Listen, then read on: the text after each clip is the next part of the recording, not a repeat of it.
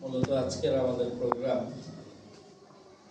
আমাদের ইফতাউল হাদিসের ছাত্ররা যারা 2024-25 শিক্ষাবর্ষ থেকে ইফতাউল হাদিস শেষ করল তাদের মাঝে সমর্পিত হল।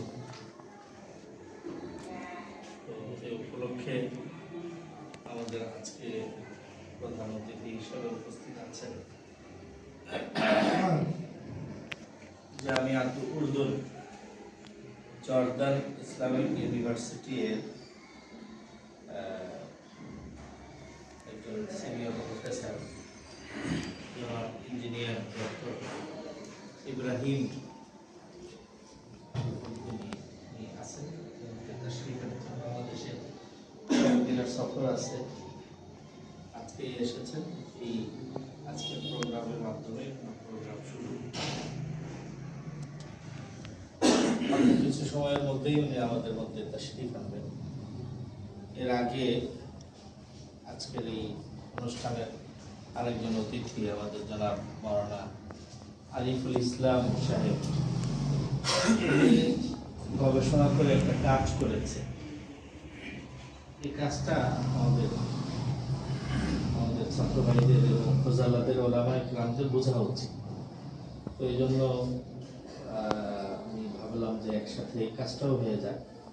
কাজের ধরনটা আমি বলি, মূলত মূল কাজ হচ্ছে এখানে কাউন্সিলিং, মানুষকে বোঝানো এবং সহজ সরল স্বীকৃতিতে যদি আমি বলি, অনেক সময়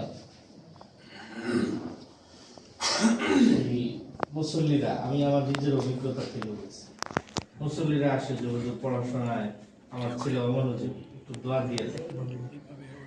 আসেন আপনাদের কাছে, একটু দোয়া করে দেন।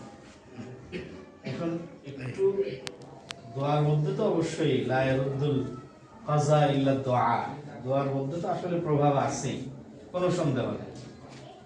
কিন্তু যে হুজুর বা যারা আমরা তাকে দোয়াও দিয়ে দেই, আমাদের মধ্যেও এখানে একটা বিশ্বাসের একটা ঘাটতি কিন্তু রয়ে যায়।